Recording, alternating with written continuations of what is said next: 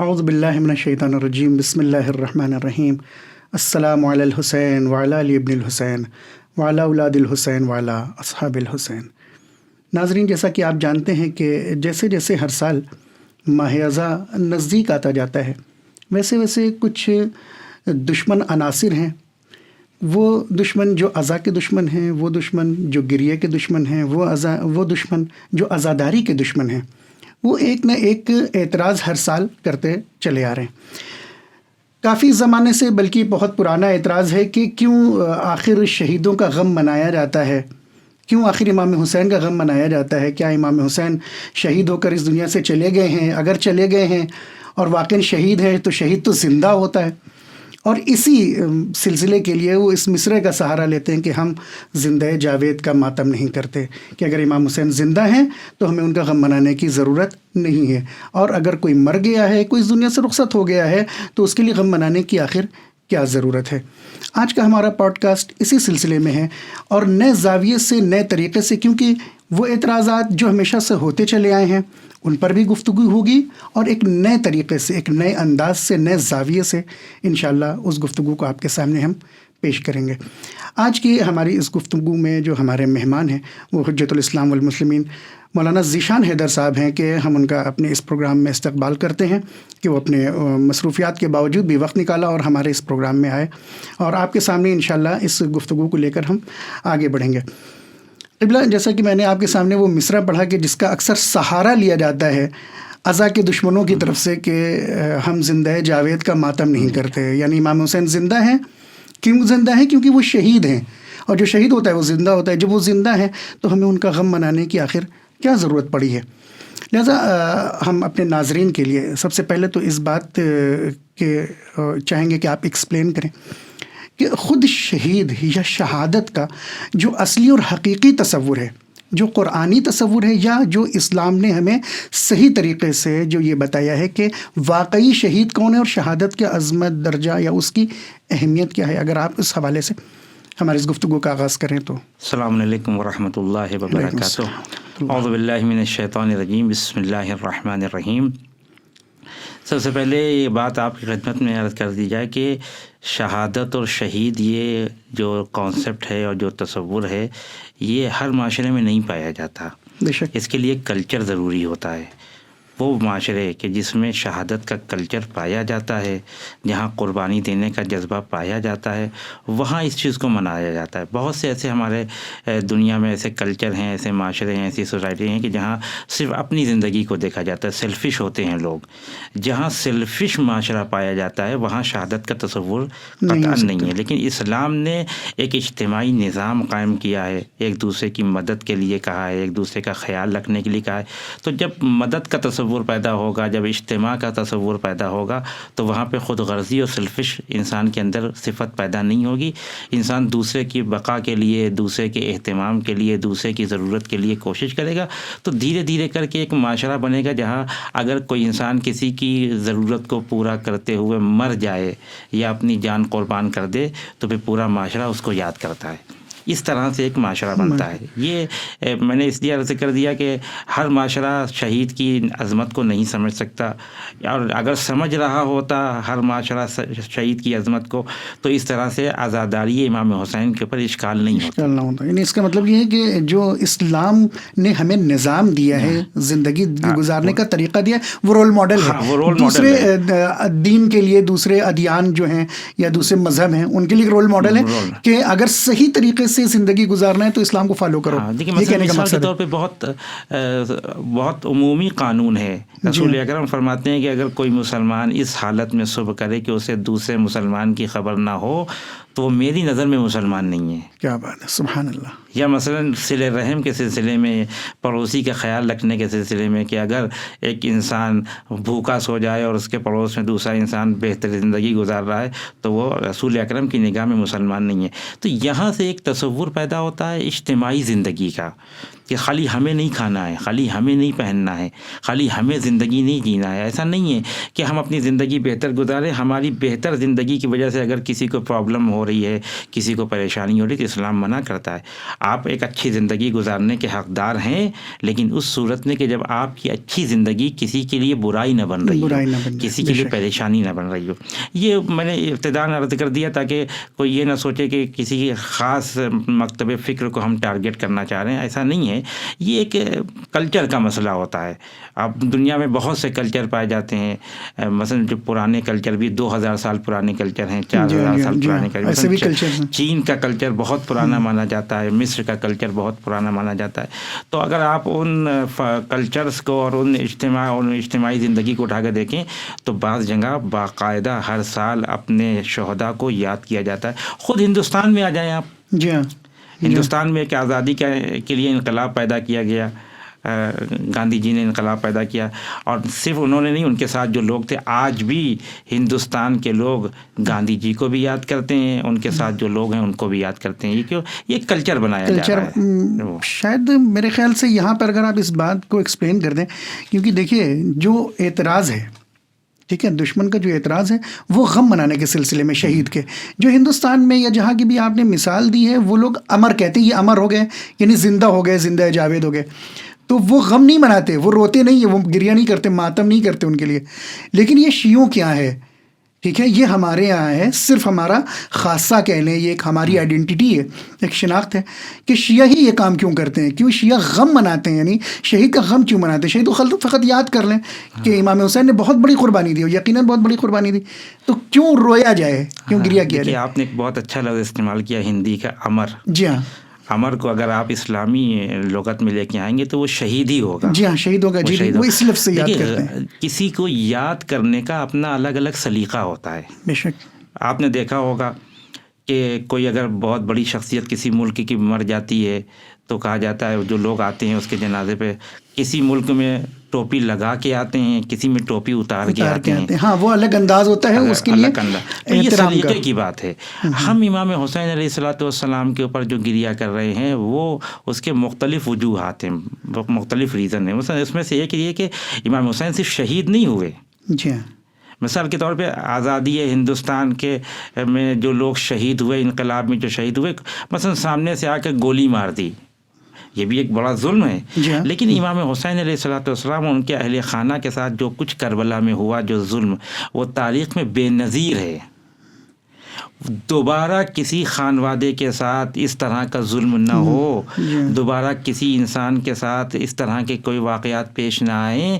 ہم اس لیے اس واقعے کو بار بار یاد کرتے ہیں تاکہ ظالم اور مظلوم کی شناخت ہو سکے، یعنی پہچان ہو سکے کون لوگ ظالم تھے، کنہوں نے ظلم کیا تھا، کون لوگ مظلوم تھے. بہت سے لوگ ابھی آپ دیکھیں، اٹھا کے دیکھیں، مسلمانوں میں دیکھیں، کتابیں موجود ہیں جو بڑی جرأت سے کہتے ہیں کہ یزید نے کچھ نہیں کیا. جی ہاں. اب تو یہ بہت، یزید تو مثال کے طور پہ سیریا میں بیٹھا تھا، یہ واقعہ کربلا میں پیش آیا. یہ بچوں والی باتیں ہیں کہ وہ سیریا میں بیٹھا تھا، اور ابھی بھی اب کہتے ہیں کوئی واقعہ پیش آتا، کہتے ہیں فلاں کا ہاتھ ہے اس کے اندر. فلاں کا ہاتھ ہے، یہ ابھی فلاں تو ہے بھی نہیں وہاں پہ، لیکن قدرت دیکھی جاتی ہے. اصل میں وہ لوگ کہ جو آ کر عزاداری کے اوپر اشکال کرتے ہیں، ان کو اصل میں رونے سے کوئی مسئلہ مشکل نہیں ہے کسی طرح کے.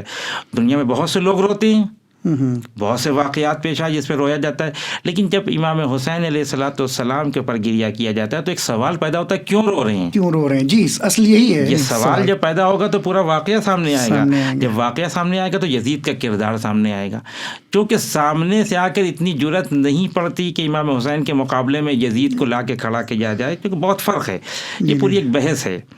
اگر آپ تاریخ کو اٹھا کے دیکھیں، علماء نے لکھی، بہت تحلیلی بحث ہے، بہت دقیق ہے، کہ مثال کے طور پہ ایسا نہیں ہوتا ہے دنیا میں کہ دو بادشاہ بالکل سے آ کے ایک دم سے لڑ جائیں. پہلے ٹاک ہوتی ہے، پہلے کہتے ہیں آئیے بات چیت کرتے ہیں ایک دوسرے سے، دیکھیں کوئی تفاہم ہو جائے، کسی مسئلے پہ بن جائے. یزید نے اصلاً امام حسین علیہ الصلوۃ والسلام کو بالکل بھی روم نہیں دیا، کوئی موقع نہیں دیا، کوئی موقع ہی نہیں دیا ان کو کہ ان سے بات کرتے، بات چیت کرتے. اس کے بعد جو ہے اصلاً یعنی کوئی ایک بھی آفر ایسا نہیں آیا ہے کہ جس میں کہا کہ چلیے آئیے آپ کیا بیٹھتے ہیں، ہم آتے ہیں مدینے یا آپ سیریا آ جائیے، آپ وہاں کی حکومت لے لیجیے، ہم یہاں کی حکومت لے لیں. اگر آپ پورے واقعات کو دیکھیں، امیر شام کے انتقال کو دیکھیں اور یزید کا جو آفر تھا امام حسین کے لیے بیعت کا، اس کو دیکھیں، بہت زیادہ ٹائم نہیں ہے، ہفتے یہ 10 رجب دن کا ہی کے واقعہ اندر، ہے، دونوں ہی رجب کا واقعہ ہے ظاہراً، ہفتے ایک ہفتہ یا 10 10 دن کا واقعہ ہے. یعنی اگر آپ امیر شام کی رحلت کو 18 رجب قرار دیتے ہیں بعض روایات کے مطابق، تو 28 کو امام حسین امام مدینہ حسین سے کی نکل روانگی گئے. ہے جی. اور پھر اگر وہاں اس سے کو یہاں تک پیغام بھی بھیجنا، یعنی سیریا سے مدینے جس تک. سفیر کو یزید نے بھیجا تھا اس کے لیے خاص تاکید تھی کہ تمہیں راستے میں آرام نہیں کرنا آرام نہیں کرنا ہے. مدینے سے سیریا کا راستہ بڑا طولانی ہے. ظاہر سی بات ہے اس زمانے پھر مشکل یہ سفر تھا. تاریخ میں بیان ہوتا ہے کہ امام حسین رات میں مسجد میں بیٹھے تھے اور ایک آدمی آیا، اس نے جی کہا ہاں کہ جی آپ کو دارالامارہ میں بلایا گیا. تو امام حسین کوئی معمولی شخصیت تو تھے نہیں کہ کسی کو جا کے رات میں کہیں گے چلے، لیکن یہ رات میں آنا اس کے معنی یہ ہے کہ وہ جو سفیر آیا تھا وہ رات میں ہی آیا تھا گورنر کے پاس، اور اس خط میں شاید اتنی تاکید ہوگی کہ اسی وقت امام حسین کو بلاؤ.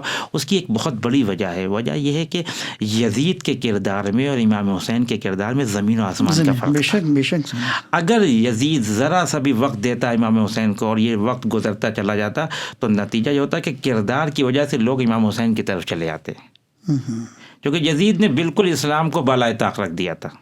اسلام کی کوئی بات نہیں تھی، یزید کے کیریکٹر کے اندر اسلامی کوئی بات نہیں تھی. تو ایک طرف نبی کا نواسا، ایک طرف ایک ایسا انسان جو شراب پی رہا ہے، جو نجس جانوروں سے کھیل رہا ہے، جو غلط کام کر رہا ہے، تو لوگوں کو فیصلہ کرنے میں آسانی ہو جاتی ہے کہ کون صحیح ہے کون غلط ہے.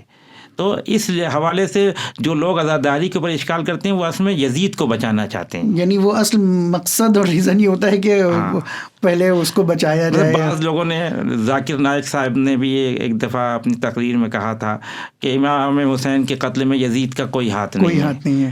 شاید وہ اتنے پڑھے لکھے ہیں، اتنے بڑے اسکالر ہیں، اتنا نام ہے ان کا، لیکن شاید انہوں نے کچھ کتابوں کو یا تو جان بوجھ کے نہیں پڑھا یا پڑھا اس کا تذکرہ نہیں کیا. مثلا تبری کو آپ اٹھا کے پڑھے یا حقائق پڑھ لیا اور حقائق کو چھپا دیا کسی مقصد کے تحت. تبری نے جو نامہ نقل کیا ہے وہ لیٹر جو امام حسین کے لیے مدینے آیا تھا اس میں لکھا تھا کہ عبداللہ ابن زبیر، عبداللہ ابن عمر امام حسین علیہ السلام سے بیعت لو، اگر یہ بیعت نہ کریں سر قلم کر دو. نہیں، دوسرا کوئی آپشن نہیں تھا، یا بیعت ہے یا جو ہے ان کے قتل. تبری نے تاریخ تبری میں یہ لیٹر نقل کیا جو یزید کی طرف سے آیا تھا. تو ظاہر کہ اس کے بعد ہی سارے اقدامات ہوئے ہیں. اس کے بعد امام حسین نے مدینے کو چھوڑا ہے، مکے گئے، مکے سے کربلا گئے. تو کہنے کا مقصد ہے کہ عزاداری کے اوپر جو اشکالات ہو رہے ہیں اس کا ایک بہت بڑا ریزن، بلکہ میں سمجھتا ہوں سب سے اہم ریزن یزید کو بچانا ہے. لیکن امام حسین کی قربانی کا کمال یہ ہے کہ امام حسین نے کسی گلی کوچے کو نہیں چنا، جی ہاں کسی ایسے مقام کو نہیں چنا کہ جہاں پہ امام حسین قربانی دے دیتے. یعنی کہنے کا مقصد یہ ہے کہ اس کربلا کی قربانی سے ایک اور سبق ہم کو ملتا ہے کہ قربانی دینا کمال نہیں ہے، کیا بات ہے، قربانی کے ساتھ اس قربانی کا اثر باقی رہنا کمال ہے. سب سے اہم چیز یہ تھی، سب سے اہم چیز ہے. ورنہ قربانی دینے کے لیے مکہ موجود تھا، مکے میں امام حسین کہتے میں تو حج کروں گا، لیکن معلوم تھا کہ اگر حج کے درمیان امام حسین کی شہادت واقع ہوتی ہے تو اسلام کی بقا کا انتظام نہیں ہوتا ہے. لیکن ایک زمین کو چنا، وہاں پہ باقاعدہ اپنی پلاننگ سے، اپنی حکمت عملی سے ایک ایک چیز کو لا کے ایک جگہ پہ لا کے رکھا. آپ اگر تاریخ کو اٹھا کے دیکھیں، مقتل کو پڑھیں تو مقتل جو ہم تک آیا ہے وہ شیعوں نے تو نقل نہیں کیا. یزید کی طرف سے کچھ نامہ نگار، کچھ پریس رپورٹر آئے تھے، وہ یہ ساری چیزوں کو بیان کر رہے تھے. یہ بہت دلچسپ بحث ہے کہ اگر اس کو دقت سے دیکھا جائے، مثلا یہ واقعہ بیان کرنا کہ جناب علی اکبر امام حسین سے پانی مانگ رہے ہیں، یہ شیعوں نے نقل نہیں کیا ہے، یہ اہل سنت نے نقل کیا ہے. جناب علی اصغر کی شہادت کو شیعوں نے نقل نہیں کیا ہے، یزید کے رائٹر نے اور یزید کی طرف سے جو آیا تھا. خود اسارا جو تھے اہل بیت کے جو اسیر تھے، جس میں جناب زین العابدین علیہ السلام تھے، جناب زینب سلام اللہ علیہ تھیں، یا اور بھی امام باقر علیہ السلام، تو ان افراد نے بھی نقل کیا اس واقعے کو. وہ واقعے کو نقل کرنے کی بات نہیں کر رہا ہوں، اصل واقعہ جو نقل ہوا ہے وہ اہل سنت کے راویوں نے، مقتل جو بنا ہے، جو مقتل نویسی ہوئی ہے، وہ آپ نے سنا ہوگا کہ جب جناب مختار نے بدلہ لیا اور اس کے بعد اس کو پکڑا، جو اشعار کہہ رہا تھا وہاں، اس سے ایک ایک کے نام پوچھے، تو وہاں سے یہ واقعات نکل گئے. امام حسین نے تو کسی کو معین نہیں کیا تھا، اپنے ساتھ کوئی راوی لے کر نہیں گئے. کوئی تو جب قافلہ کوفہ و شام سے گزر رہا ہے اور جب آزادی ہو گئی، لوگ ملنے کے لیے آئے، پوچھا کیا ہوا، تب وہ بیان کیا گیا. نا اس سے پہلے جو واقعات بیان ہوئے ہیں وہ سب یزید کے اپنے لوگ تھے. خیر ہم بات سے اپنی ہاں، بات کو میرے خیال سے دور نہیں آگے کرنا نکل رہی چاہتے. بات. ہاں اصل جو آپ کا سوال تھا کہ تصور شہادت اسلام میں وہ قرآنی دیکھیے اعتبار سے شہادت ایک بہت ہی مقدس لفظ ہے. جی اور شہادت کے اندر سب سے مین چیز جو پوائنٹ اسلام بیان کرتا ہے وہ مرنا نہیں ہے. دنیا میں بہت لوگ مرتے ہیں, کیا بات ہے. جو بھی اس دنیا میں آیا اس کو مر کے جانا ہے. اسلام کہتا ہے وَلَا تَحْسَبَنَّ الَّذِينَ قُتِلُوا فِي سَبِيلِ اللَّهِ أَمْوَاتًا. مرنا کمال نہیں ہے, اللہ کے راستے پہ مرنا کمال ہے. کیا بات ہے. فی سبیل اللہ, سبحان اللہ. ہاں مرنا یہ شہادت کو کے کانسیپٹ کو کلیئر کرتا ہے. یعنی اگر انسان مال دنیا کے لیے مر رہا ہے, اپنی شہرت کے لیے مر رہا ہے, جی جی اپنے نام و نمود کے لیے مر وہ رہا ہے, شہید نہیں, تو وہ شہید نہیں یعنی ہے. اسلام کی نگاہ میں وہ شہید نہیں. فی سبیل اللہ, فی سبیل اللہ بھی ہو سکتا ہے کہ جب انسان جان دے رہا ہو تو اس کا مال بھی چلا جائے, اس کی جان بھی چلی جائے, اس کی عزت بھی چلی جائے, اس کی آبرو بھی چلی جائے. بظاہر میں کہہ رہا ہوں, ورنہ یہ ہو نہیں سکتا کہ اگر کوئی اللہ کے لیے جان دے رہا ہے خدا اس کی عزت کو پامال کر دے. یہ ممکن نہیں ہے. اور یہ ہم نے کربلا میں دیکھا. بظاہر لوگوں کو لگا کہ یزید جیت گیا, ان کے اہل خانہ کو قیدی بنا لے گیا, لیکن آج یزید کا نام لینے والا کون ہے؟ آپ سیریا میں کہتے ہیں کہ سیریا میں یزید کی قبریں تھے, ہے تو کہاں ہے؟ اسی سیریا میں, اسی قبرستان میں, باب صغیر میں وہ گھر موجود ہے جہاں پہلی مجلس ہوئی تھی, یعنی جہاں جناب زینب سلام اللہ علیہ نے اسیروں کے ساتھ اور ہاں بلایا تھا تمام یعنی شام کی خواتین کو یا اور دوسرے مقامات جو خود سیریا کے اندر شام کے اندر موجود ہیں. تو یہ مقامات کیوں موجود ہیں؟ یہ تو یہ نہیں ہونا چاہیے تھا, لیکن پروردگار عالم کی راہ میں اگر کوئی قربانی دیتا ہے, یہ اہتمام ہے اللہ کی طرف سے. تو پہلی چیز شہید ہونے کے لیے شرط ہے کہ راہ خدا میں شہادت دے, اللہ کے راستے پہ. کسی طرح کا کوئی لالچ, کسی چیز کی بھی کوئی تمنا نہ ہو انسان. اور دوسری جو خصوصیت اس آیت نے بیان کی ہے وہ رزق ہے. یہاں سے ایک تصور پیدا ہوتا ہے, جو آپ نے پہلے شعر پڑھا کہ ہم زندہ جاوید کا ماتم نہیں کرتے. یقینی طور پر شہید زندہ ہوتا ہے. اس کی سب سے بڑی دلیل یہی قرآن کی آیت ہے, وَلَا تَحْسَبَنَّ الَّذِينَ. قرآن کہتا ہے تم گمان بھی نہیں کرنا, بات چیت کرنا, سیمینار کرنا, کتابیں لکھنا, آرٹیکل لکھنا کہ یہ مر گیا کہ نہیں مر گیا. قرآن کہتا ہے نہ, تم اپنے ذہن کے اندر یہ بات لے کے نہیں آنا کہ یہ مر گیا ہے. یہ سوچنا بھی نہیں, کیوں نہیں مرا بھائی. اس کا جواب آخری آیت میں, رزق کا تعلق زندگی سے ہے. ہمارے پاس روایات موجود ہیں کہ جب تک اس دنیا میں انسان کا رزق موجود ہوتا ہے وہ زندہ رہتا ہے. جس دن اس کا رزق ختم ہو گیا اس کی زندگی ختم ہے. یعنی شہید جو اس وقت ابھی باقی ہیں یہ کہ وہ پروردگار کے پاس ان کا رزق بچا ہوا ہے, ہاں وہ یہ کہنا چاہ رہے ہیں. حضرت آیت اللہ جوادی عاملی حفظ اللہ تعالیٰ اپنے درس تفسیر میں بیان کرتے ہیں کہ ہمارے رزق میں اور شہید کے رزق میں زمین آسمان کا فرق ہے.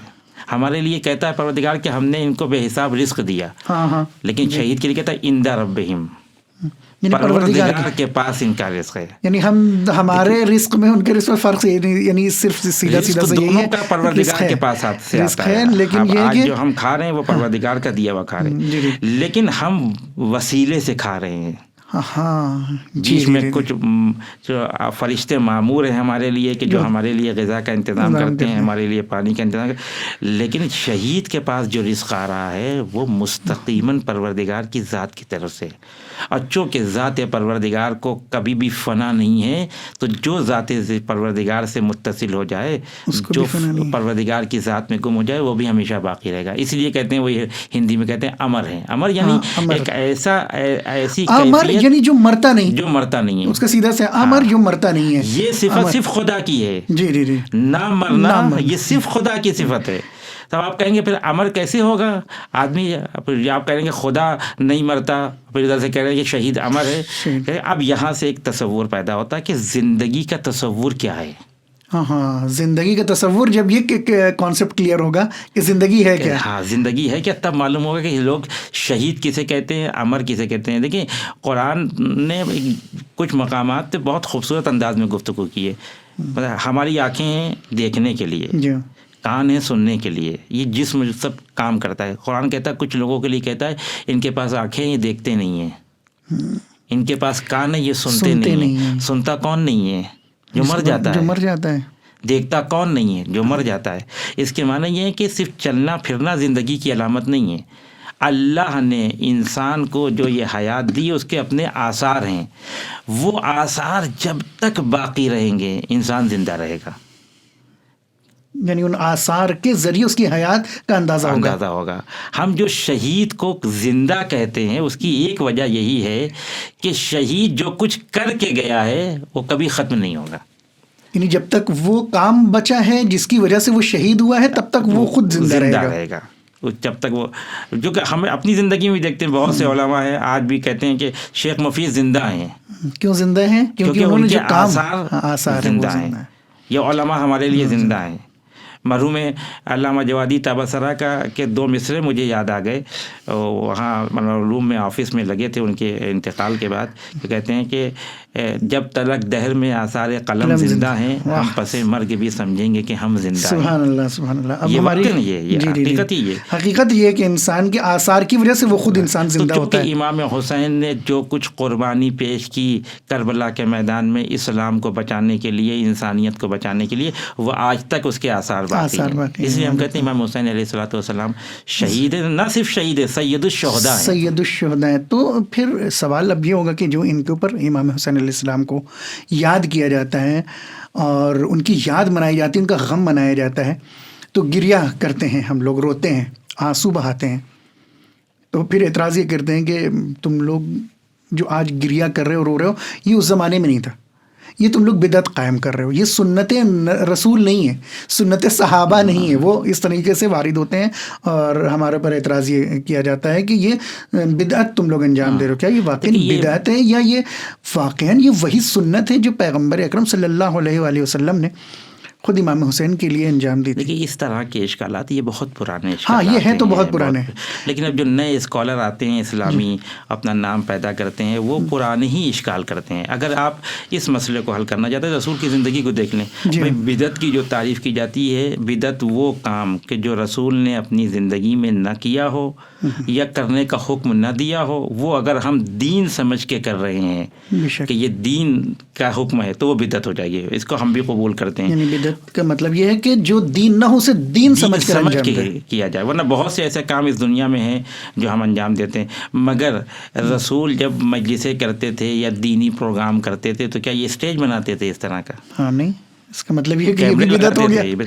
لیکن ہم اس کو دین سمجھ کے تو نہیں کر رہے ہیں، نہیں دین سمجھ کے نا، چونکہ اس کے ذریعے سے ہم اپنے پیغام کو بہت آسانی سے دنیا تک پہنچا سکتے ہیں، اس لیے اس کو استعمال کیا ہے۔ اب آئے رسول کی زندگی میں دیکھیں کہ واقعا رسول نے گریہ کیا کہ نہیں۔ ایک مسئلہ تو رسول کی زندگی کا گریے کا ہے، ہاں، کہ رسول اپنی زندگی میں روئے کہ نہیں روئے۔ رونا مختلف طرح سے ہوتا ہے، ایک دفعہ انسان خوف خدا سے رو رہا ہے، احسن کام ہے، بہترین کام ہے کہ انسان جب بارگاہ پروردگار میں جائے تو اس کی آنکھوں سے آنسو نکل آئیں۔ ایک وقت انسان کسی کے اوپر رو رہا ہے، یہ دیکھیے جو کسی کے اوپر رونے کا تصور ہے یہ بغیر محبت کے پیدا نہیں ہوتا۔ بے شک دنیا میں کتنے لوگ ہیں جو مر جاتے ہیں، مظلومیت سے مرتے ہیں، لیکن ہم نہیں روتے کیونکہ ہمارا ان سے کوئی ریلیشن نہیں ہے، نہ نسبی ہے نہ سببی ہے اور نہ کوئی ایسے معاشرے کے اعتبار سے، ورنہ کبھی کبھی ایسا ہوتا ہے کہ کسی یتیم کو دیکھ لیا آنکھوں سے آنسو نکل آتے ہیں۔ تو یہ ایک فطری عمل ہے، کسی کو مصیبت میں دیکھنا یا اپنے چاہنے والے کو مصیبت میں دیکھنا، اس کے بعد آنکھوں سے آنسو نکلنا، اس کو کوئی نہیں روک سکتا اور آپ فطرت سے لڑ نہیں سکتے ہیں۔ دیکھیں بعض وقت ایسے واقعات پیش آتے ہیں دنیا میں، جن میں نے خود بھی دیکھا ہے کہ ایک حادثہ پیش آیا کسی کے ساتھ اور وہ ایسا پریشان ہوا کہ وہ رو ہی نہیں رہا ہے۔ مثلا جوان بیٹا مر گیا کسی کا، ماں گریہ نہیں کر رہی ہے، تو اس کو باور کرایا جاتا ہے، یقین کرایا جاتا ہے کہ بھائی تمہارا بیٹا مر گیا، رو تم۔ کیوں رو بھائی؟ کیونکہ محبت ہے ایک، نہیں روئیں گے تو فطرت کے تقاضوں سے اگر انسان ٹکرائے گا تو فطرت اس کو توڑ کے رکھ دے گی۔ آج یورپ جس مشکلات میں گرفتار ہے اس کی ایک وجہ یہی ہے کہ انہوں نے فطرت کے قانون سے جا کے اپنے کو ٹکرا دیا۔ فطرت کے قانون سے اگر آپ اپنے کو ٹکرائیں گے تو فطرت آپ کو توڑ دے گی۔ فطرت کا قانون کیا؟ رونا ہے۔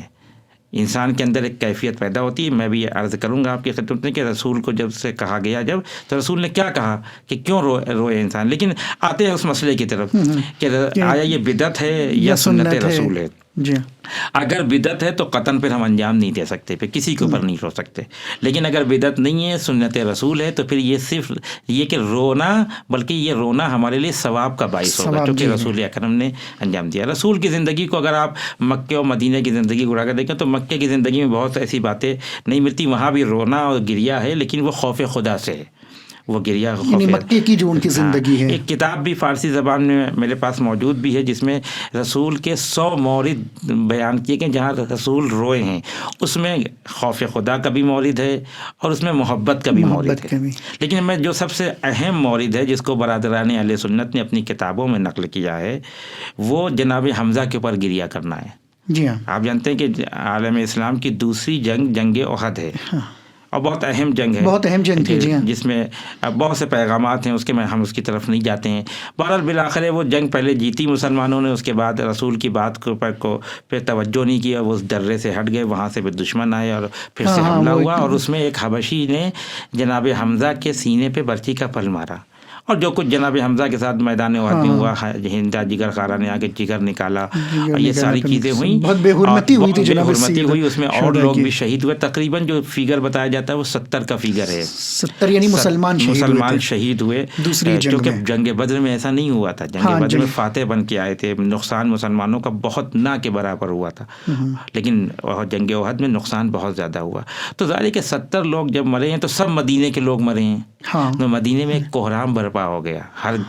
میں 70 گھر تو آپ سمجھ سکتے ہیں کہ 70 گھر کے اندر ایک آدمی اگر ایک گھر سے مرا ہو تو 70 گھر میں گریا ہو رہا ہے، خواتین گریا کر رہی ہیں. اس کے معنی ہے کہ گریا ہوتا تھا.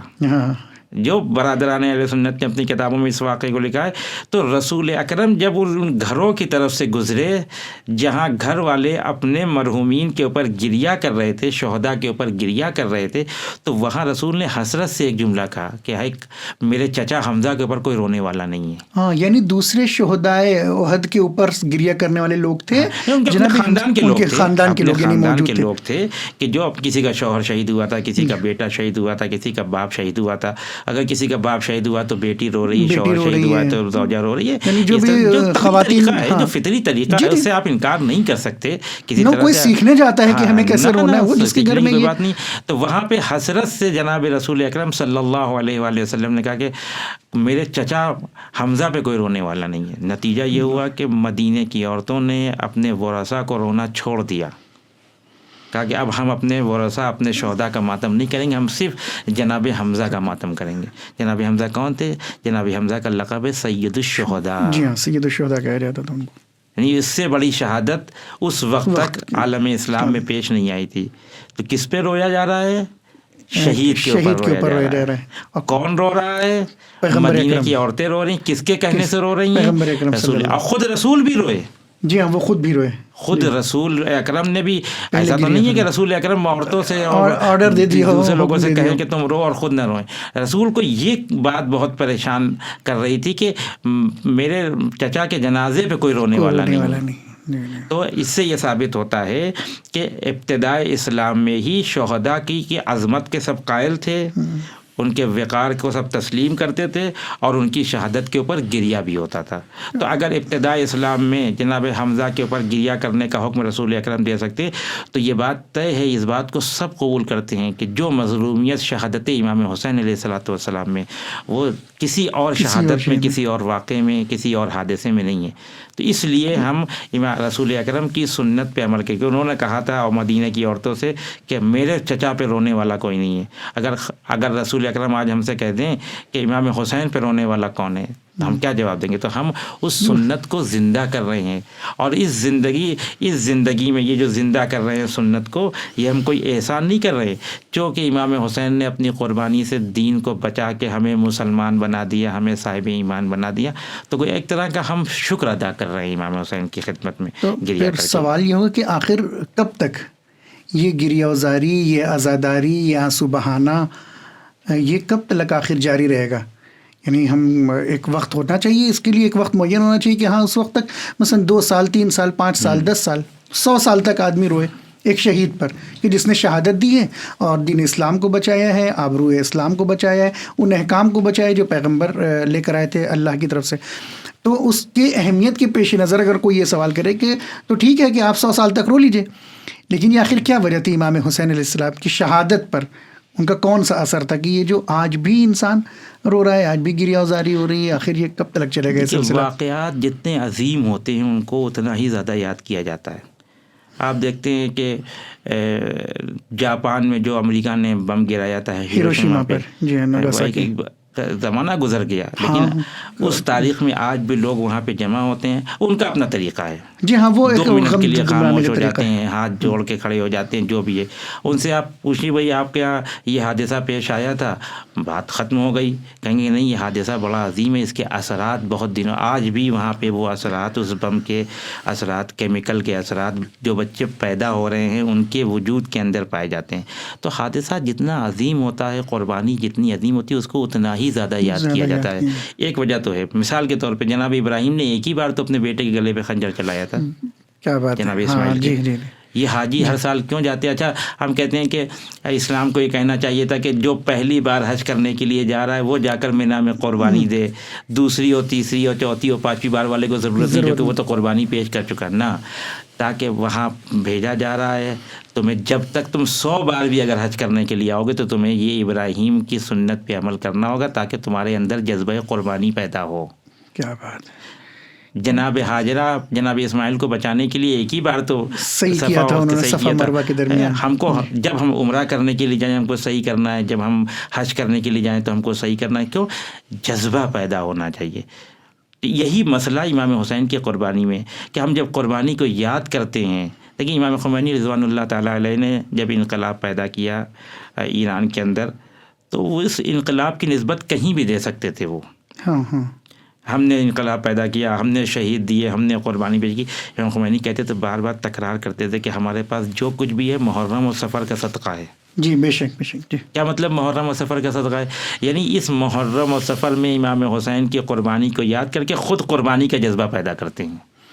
یعنی اپنے جوانوں میں اور نئی نسل میں، نئی جنریشن کے اندر کہ یہ جو قربانی ہے وہ خالی اسی امام حسین علیہ السلام. ان اقوام کو دیکھیں کہ جہاں رول ماڈل نہیں ہے، ہاں بہت سارے ہیں، جہاں نمونے عمل نہیں ہے، ان کے قربانی کا جذبہ نہیں پایا جاتا ہے. وہ کس کو دیکھ کر قربانی دیں گے؟ کس کو دیکھ کے قربانی کریں؟ ہمارے اندر قربانی کا جذبہ ہے کہ ہم جیسے ہی کوئی مسئلہ پیش آتا ہے اسلام کے لیے ہم فوراً کربلا کی طرف متوجہ ہو جاتے ہیں، یا اور جو واقعات پیش آئے ہیں. تو یہ جو بار بار اور 1400 سال کیا 14,000 سال بھی گزر جائیں اگر اور دنیا یہ باقی رہے تو ہم امام حسین کا غم اسی طرح سے منائیں گے. کیونکہ جب تک یہ دنیا باقی ہے اسلام کو تحفظ کی ضرورت ہے، اور جب تک اسلام کو تحفظ کی ضرورت ہوگی ہمیں کسی کو تحفظ کے لیے رول ماڈل بنانا پڑے گا. اور امام حسین سے بہتر اسلام کے تحفظ کے لیے ہمارے پاس کوئی رول ماڈل نہیں ہے. سبحان اللہ. یعنی یہ امام حسین اسلام کی یاد کا اصل فلسفہ اور مقصد یہی ہے جو ہم گریہ کر رہے ہیں، جذبہ پیدا ہو، جذبہ قربانی کا جذبہ، وہ اثار کا جذبہ، کہ اگر آج پھر اگر ایسا خدا نہ خواستہ کوئی ایسا موقع آ جائے اسلام کے اوپر تو یعنی ہمارے اندر وہ جذبہ ہونا چاہیے، وہ حوصلہ ہونا چاہیے کہ ہم اسلام پر اپنی جان کو قربان کریں. مثال کے طور پہ دیکھیں ابھی آپ فلسطین کے اندر کتنا ظلم ہو رہا ہے. جی ہاں، فلسطین ایک عرب لیگ پوری کمیٹی ہے، ہر سال اجلاس ہوتا ہے لیکن وہ کچھ نہیں کر پاتے، جبکہ بہت کچھ کر سکتے. کیوں نہیں کر پا رہے؟ کیونکہ رول ماڈل نہیں ہے ان کے اندر، ان کے پاس کوئی ایسی شخصیت نہیں ہے، لیڈرشپ نہیں ہے جو قربانی کی طرف ان کو بلا سکے. ہمارے پاس کربلا جیسی لیڈرشپ ہے کہ جو ہم کو قربانی کی طرف بلاتی ہے. ہم فلسطینیوں کے لیے بھی زحمت کرتے ہیں، ہم دنیا کے دوسرے اقوام جن کا تعلق اسلام سے نہیں ان کے لیے بھی ہم کھڑے ہوتے ہیں. جی جی، روایت بھی ہے کہ کہیں بھی کوئی بھی مظلوم ہو، چاہے وہ تمہارے دین کا ہو نہ ہو، تمہارے مذہب کا ہو نہ ہو، تمہارے رشتہ دار ہو نہ ہو، اگر مظلوم ہے تو تمہاری ذمہ داری ہے کہ تم اس کی مدد کرو. تو یہ کہاں سے سیکھتے ہیں؟ یہ ہم کربلا کے مکتب سے سیکھتے ہیں. دشمن یہ چاہتا ہے کہ تشیع سے یہ مکتب چھین لیا جائے، یہ فکر چھین لی جائے، فکر چھین لی جائے. فکر چھین لیں گے تو وہ قربانی کا جذبہ دھیرے دھیرے خود بخود کم ہوتا چلا جائے گا. یعنی ایک آئیڈیالوجی دی ہے اسلام نے کہ تمہیں اگر ایک معاشرے میں رہنا ہے، ایک اجتماعی زندگی گزارنا ہے، ایک سوشل لائف گزارنا ہے تو یہ جذبہ تمہارے اندر ہونا چاہیے. اس لیے ہم ہر سال اور بہتر طریقے سے، میں اپنے ناظرین سے یہ کہوں گا کہ محرم کو رسم نہ سمجھیں خدا کے واسطے. محرم کوئی ایسی چیز نہیں کہ ہمارے باپ دادا نے چونکہ مجلسیں قائم کی تھیں تو اب ہم بھی اس مجلسوں کو برقرار، نہ، اس سے بہتر طریقے سے جو پچھلے سال ہم نے محرم کیا تو اس سے کہیں بہتر طریقے سے اس سال محرم کریں تاکہ وہ جذبہ قربانی ہمارے اندر بھی پیدا ہو اور ہمارے ساتھ جو ہماری نسل پنپ رہی اس کے اندر بھی جذبہ قربانی پیدا ہو. سبحان اللہ، بہت عمدہ. اب ہم چونکہ اپنے گفتگو جو ہماری ہے اس کے آخری مرحلے میں ہیں، بہت سارے اور بھی جو اعتراض ہوتے ہیں، اچھا پرانے ہی اعتراض ہیں جو آج نئے طریقے سے جو نئے اسکالر ہیں، نئی کتابیں آ کر انہوں نے پہلی مرتبہ پڑھا تو پھر ان کے ذہن میں سوال ہوا. لیکن بہرحال جواب دینا ہمارے لیے اس لیے بھی ضروری ہے کیونکہ ہماری جو جنریشن ہے، جو نیو جنریشن ہے، وہ ممکن ہے کہ کسی حد تک واقف نہ ہوں ان جواب سے. لیکن جیسے جیسے ہمارے پروگرامز جاتے ہیں، ریکارڈنگز جاتی ہیں، پوڈ کاسٹ جاتے ہیں، ان کے ذریعے سے ممکن ہے کہ وہ کہیں کہ ہم آج پوڈ کاسٹ سنیں گے. تو پوڈ کاسٹ ہے کس سلسلے میں؟ پتہ چلا کہ یہ امام حسین پر گریہ وزاری کے سلسلے میں ہے کہ جو لوگ یہ اعتراض کرتے ہیں کہ امام پر گریہ کرنے کی کیا ضرورت ہے. جیسا کہ آپ نے ابھی شروع سے آخر تک بتایا کہ شہید کا کیا مرتبہ ہے، کیا قرآنی کانسیپٹ ہے، یہ آپ نے بیان کیا. پھر اس کے بعد گریہ کرنا خود نہ یہ کہ بدعت ہے بلکہ یہ سنت ہے، سنت پیغمبر ہے، سنت اصحاب ہے، اور اس کے بعد جو سنت ائمہ بھی ہے کہ وہ شہید کے اوپر گریہ کیا جائے. تو بہت سارے اعتراضات ہوتے رہتے ہیں. ان میں سے آخری ایک سوال جو اکثر یہ ہوتا ہے، اور جو کچھ پڑھے لکھے افراد اپنے آپ کو بنتے ہیں، انٹلیکچوئل بنتے ہیں، وہ یہ کہتے ہیں کہ آپ شیعہ حضرات جو رو رہے ہیں، ہم خود انہی کی کتاب میں مثلا نہج البلاغہ کا وہ سہارا لیتے ہیں. اور نہج البلاغہ خطبہ نمبر 235 میں جہاں امام علی علیہ الصلوۃ والسلام اس مقام پر ہے کہ پیغمبر اکرم صلی اللہ علیہ وآلہ وسلم کی وفات ہو چکی ہے اور آپ گریہ فرما رہے ہیں، بلکہ آپ تسلی یعنی سوگ میں بیٹھے ہیں، غمگین ہیں، اور یہ کہہ رہے ہیں کہ اے رسول، اگر آپ نے ہمیں صبر کا حکم نہ دیا ہوتا تو آج ہم آپ کے فراق میں اس قدر گریہ کرتے کہ ہماری آنکھوں کے آنسو خشک ہو گئے ہوتے. تو اب یہ اعتراض کرتے ہیں کہ جب امام علی پیغمبر جیسی شخصیت پر گریہ نہیں کر رہے ہیں تو تم شیعہ کیوں امام حسین پر گریہ کر رہے ہو؟ یہ اس طریقے سے وارد ہوتے ہیں اور داخل ہوتے ہیں. یہ خطبہ میں نے دیکھا، یا میں اپنے ناظرین کے لیے بیان کر دوں کہ آپ نے خطبے کو 235 نام دیا ہے. جی ہاں، بعض کتابوں میں جو نسخے ہیں نہج البلاغہ کے وہ 232 بھی ہے. اچھا 2 سے 3 خطبے کا فرق ہے، فرق آ جاتا ہے. شاید مفتی جعفر حسین صاحب کی جو کتاب ہے اس میں 232 ہے. چونکہ ہم لوگ زیادہ تر ایران کی کتابوں سے رابطہ رکھتے ہیں تو 2 خطبوں کا فرق ہوتا ہے. یعنی میں اس لیے عرض کر رہا ہوں کہ اگر کوئی جائے آپ کے ریفرنس کو ڈھونڈنے اور نہ ملے تو یہ نہ سوچے کہ غلط ریفرنس دیا گیا. 232 شاید مفتی جعفر حسین صاحب کی جب آپ کتاب دیکھیں گے نہج البلاغہ اور اس میں اس خطبے کو دیکھیں گے تو 232 نمبر ہے جو ترجمے کے ساتھ ہے. آپ ترجمہ بھی ملاحظہ کر سکتے ہیں. دیکھیں یہ جو اشکال ہے جن اسکالر نے اشکال کیا، میں بہت خوشی اس بات کی مجھے کہ وہ برادران اہل سنت کے ایک بڑے نامور اسکالر ہیں اور انہوں نے نہج البلاغہ کو چنا. یہ میرے لیے بہت خوشی کی بات ہے کہ امام علی کی کتاب کو جو لوگ مراجعہ نہیں کرتے کریں. لیکن اس میں دیکھیں خود اس میں رسول اکرم کے سلسلے میں امام علی کہتے ہیں رسول نے حکم دیا ہم کو کہ صبر کرنے کا حکم دیا. ایک بات تو یہ، اس طرح کی بات ہم کو کربلا میں بھی ملتی ہے. جناب زینب سلام اللہ علیہ کے پاس جب امام حسین وقت آخر آئے تو صبر کی تلقین کی ہے. کبھی کبھی ایسا ہوتا ہے کہ انسان جب کسی کے سے جدا ہوتا ہے تو جدائی میں کچھ ایسی کیفیت پیدا ہوتی ہے کہ اس کیفیت کی وجہ سے اصل ہدف اس کا دور ہو جاتا ہے اس کی زندگی سے. آپ اس چیز کو سمجھیں، کاش وہ امام رسول اکرم کی زندگی کا ایک مطالعہ کیا جائے اور دیکھیں کہ حالات کیا تھے رسول اکرم کی. مطلب خالی یہی وصیت نہیں کی ہے، امام علی سے یہ بھی وصیت کی تھی کہ تلوار نہیں اٹھانا ہے. جی ہاں، اپنے جو مخالفین ہیں ان کے ساتھ جو ہے مروت سے کام سال کا دور امام علی وہ ہے. کیونکہ وہ حالات ایسے تھے کہ جس میں اگر سب امام رسول اکرم کی رحلت پہ رونا شروع کر دیتے یا گریہ وزاری ہو جاتا تو وہ جو اسلام کی تصویر تھی وہ بالکل سے بدل جاتی. جب نہیں روئے رسول اکرم پہ بقول لوگوں کے کہ گریہ نہیں ہوا، تب عالم اسلام کی یہ حالت ہوئی. امام علی جیسا انسان جس کے لیے آیات موجود ہیں، روایات موجود ہیں، رسول کی تاکید ہے، اصحاب کی تاکید ہے، 25 سال تک وہ خانہ نشین رہے. تو اگر رسول اکرم کی رحلت پہ یا آپ اس کو شہادت کہیں کہ بے شک شہادت ہے، وہ اس پہ امام علی اگر رونے پہ بیٹھ جاتے تو دوسرے کام سارے ختم ہو جاتے، وہ ٹھپ ہو جاتے سارے. دوسری بات اس میں ایک لفظ استعمال کیا جزا کا. جی ہاں، اس خطبے میں کہ جزا کرتا میں، جزا ہمیشہ صبر کے مقابل میں آتا ہے، اچھی صفت نہیں ہے. یعنی جزا میں انسان اپنی اصل کیفیت سے باہر آ جاتا ہے، اپنے ہاتھ بےتابی پیدا ہو جاتی ہے، اس کے اندر بےتاب ہونے لگتا ہے. پیدا ہونے کے نتیجے میں کبھی کبھی وہ ایسے الفاظ استعمال کرتا ہے جو شان پروردگار کے خلاف ہوتا ہے. کبھی کبھی کہ میں کہہ دیا کہ میرے ہی بیٹے کو مارنا تھا خدا کو. ہاں ہاں ہاں، جی ہاں، یہ اس طے طرح ہم آپ نہیں کریں گے کہ خدا کو کس کو مارنا ہے. صحیح بات. یہ جزا سے یہ کیفیت پیدا ہوتی ہے، اس لیے رسول نے کہا تھا کہ یہ کیفیت پیدا نہ ہونے پائے. یعنی کسی بھی زمانے میں نہیں کہ صرف رسول پر، بلکہ کسی بھی زمانے کے لوگوں کے لیے یہ بات ہے کہ جزا نہ کرے. یعنی انسان ایسے کلمات کو نہ نکالے کہ جو کفر اور شرک کی حد تک انسان کو لے جائے. اس طرح کی بات ہے کہ ہمارے لیے پروردگار نے یہ مصیبت رکھی. ہاں، یہ کفر نکل آتا ہے. پروردگار اپنے خاص بندوں کے لیے اس طرح کے مصائب رکھتا ہے، مصیبتیں تو اس دنیا کا خاصہ ہے. ہاں، جو بھی آیا. ہمارے استاد فرماتے ہیں کہ اگر کوئی یہ چاہتا ہے کہ اس کے اوپر کوئی مشکل پیش نہ آئے، مصیبت نہ آئے، تو وہ خدا سے دعا کرے کہ پروردگار ہم کو اس دنیا سے اٹھا لے. جب تک اس دنیا میں ہے مشکلات کا سامنا، کسی کے ساتھ زیادہ مشکلات ہوں گے، کسی کے ساتھ کم ہوں گے. اب چونکہ وہ اسکالر نے، بزرگوار نے نہج بلاغہ کا حوالہ دیا صرف گریہ نہ کرنے کے لیے، لہذا میں ایک حوالہ اور دیتا ہوں. نہج بلاغہ خطبہ نمبر 182 ایک طولانی خطبہ ہے. اس کے مختلف حصے ہیں. توحید کے بارے میں تذکرہ ہے، اس کے اندر تقوی کے بارے میں تذکرہ ہے.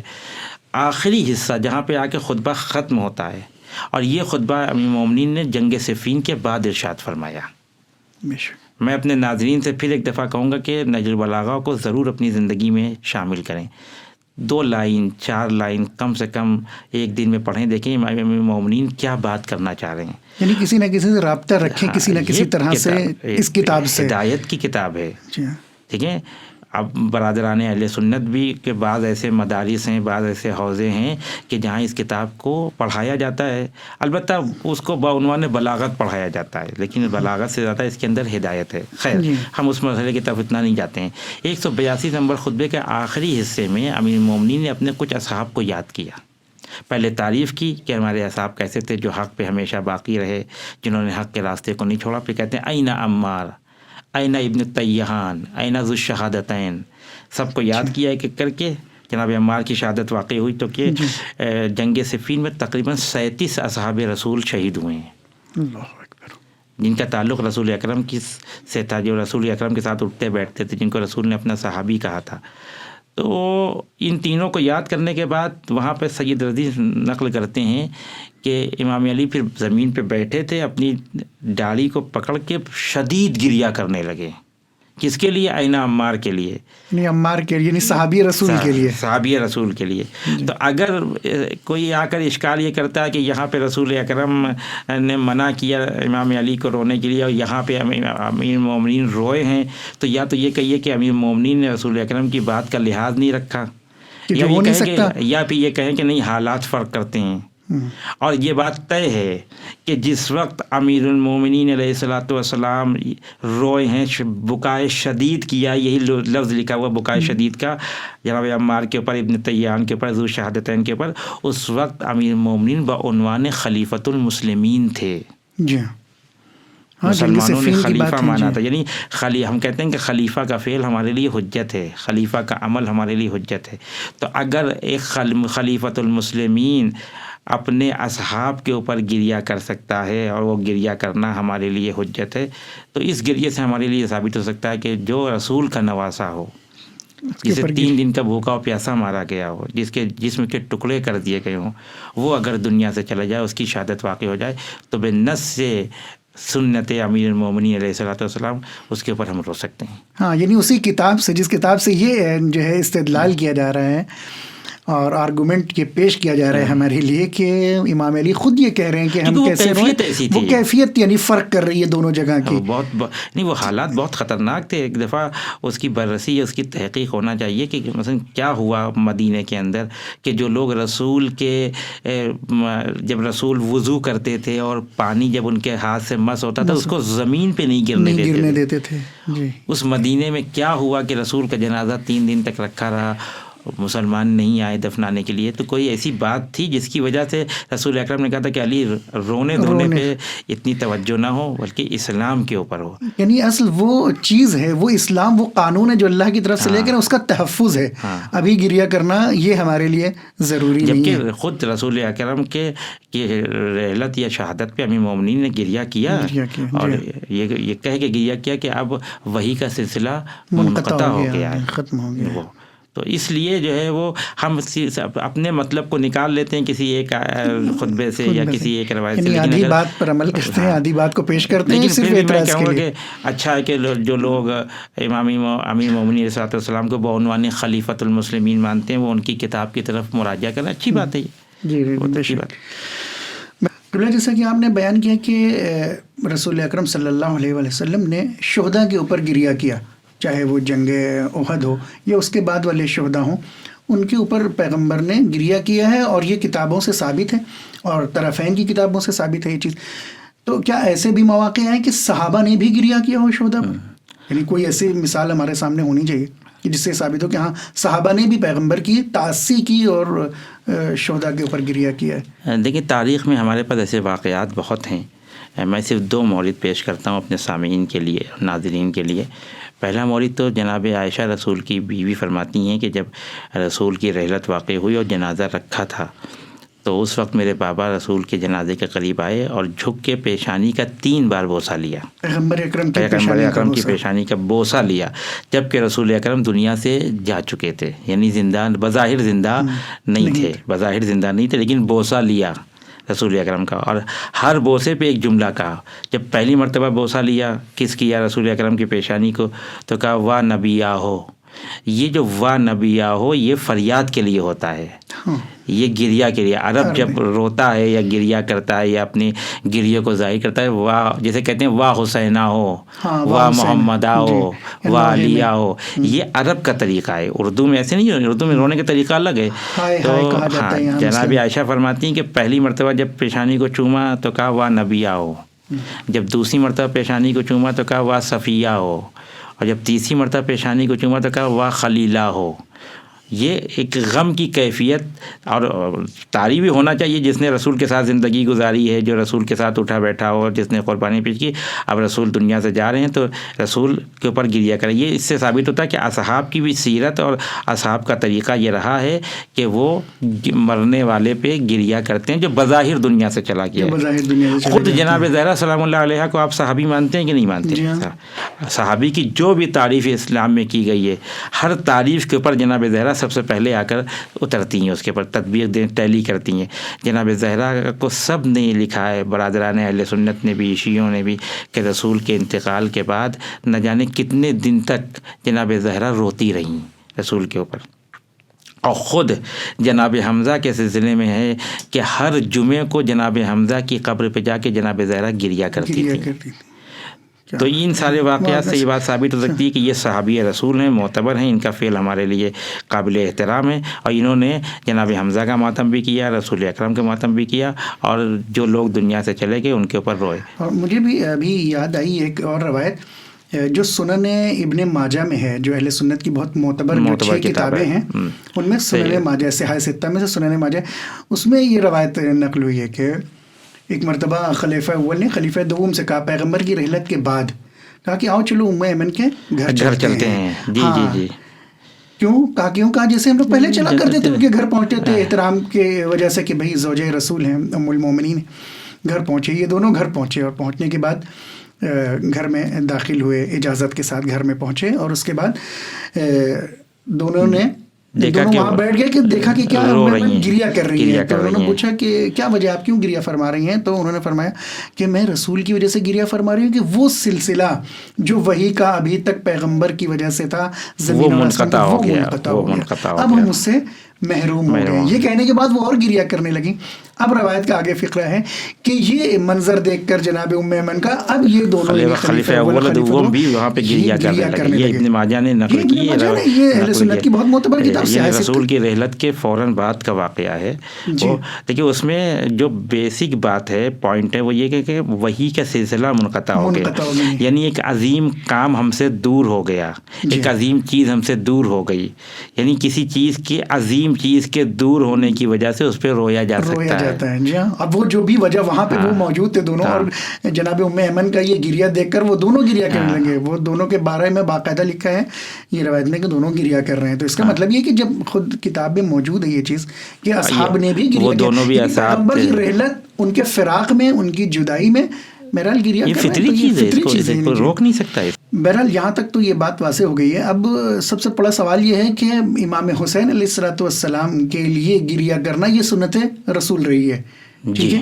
جی تو اب یہ چیز کیسے ثابت ہوگی جبکہ پیغمبر کی جو رحلت ہوئی ہے وہ سن 11 ہجری میں ہو رہی ہے اور امام حسین علیہ الصلوۃ والسلام کی جو شہادت ہے وہ تقریباً 61 ہجری میں ہے، یعنی 50 سال کا 50 سال کا فاصلہ ہے۔ تو یہ سنت اور سنت وہ جو پیغمبر خود اس کو انجام دیں، تو یہ فاصلہ جب ہو گیا تو ہم یہ کیسے کہہ سکتے ہیں کہ یہ سنت رسول ہے؟ ہاں، یعنی آپ کے کہنے کا مقصد یہ ہے کہ جب امام حسین کی شہادت واقع ہوئی تو رسول تو زندہ تھے نہیں، ہاں تب پیغمبر تو پھر یہ عمل کیسے سنت ہو گیا؟ ہاں یہ سنت عمل کیسے سنت قرار پایا پھر؟ دیکھیے امام حسین ایک ایسی شخصیت ہیں اور امام حسین کی قربانی ایک ایسی قربانی ہے جس کی یاد اس قربانی کے واقع ہونے سے پہلے منائی گئی ہے۔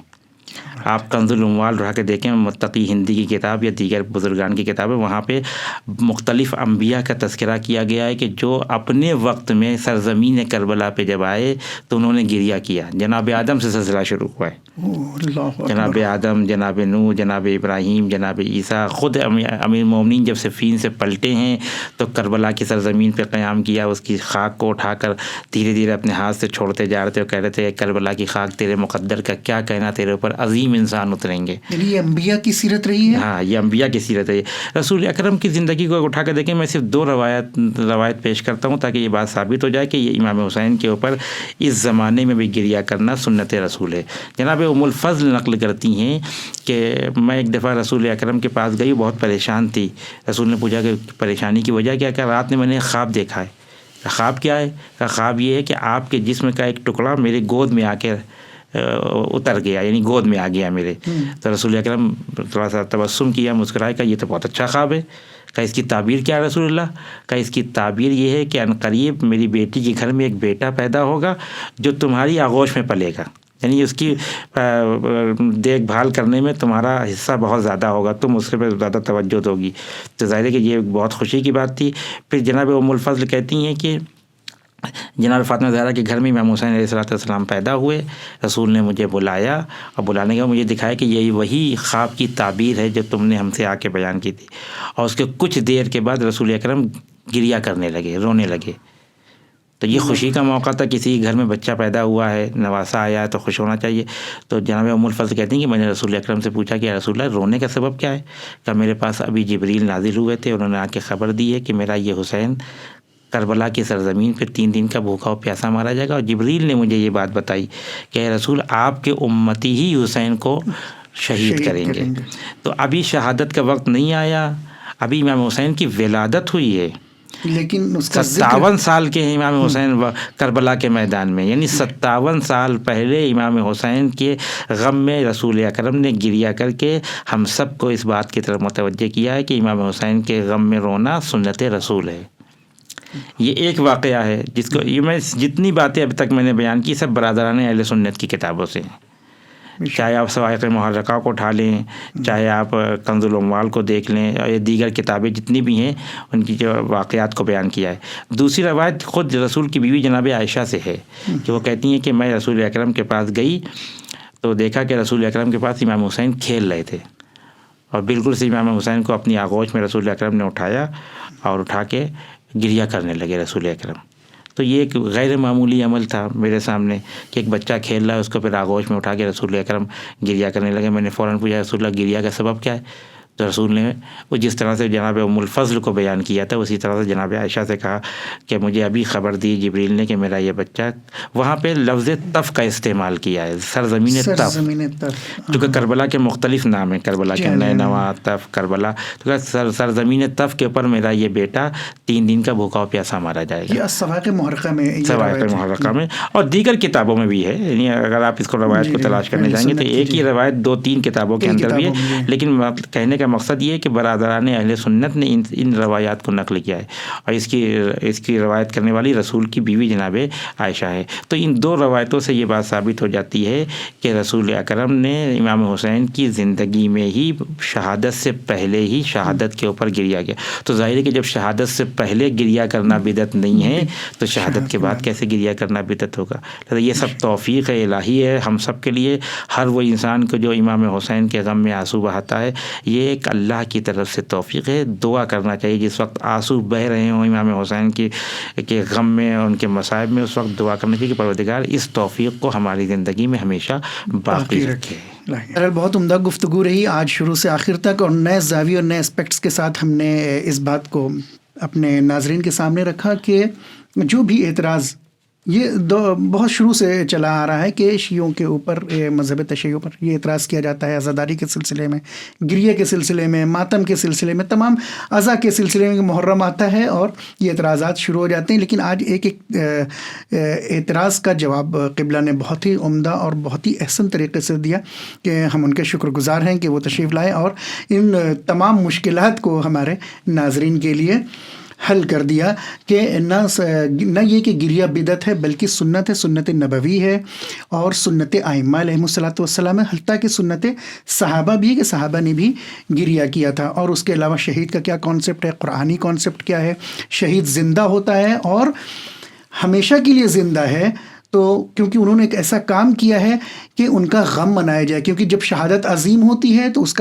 کی یاد بھی عظیم طریقے سے منائی جاتی ہے. میں اپنی بات کو 2 مصروں کے ساتھ ختم کر دینا چاہتا ہوں کہ ہمت ہو تو محشر میں پیمبر سے یہ کہنا، ہم زندہ جاوید کا ماتم نہیں کرتے.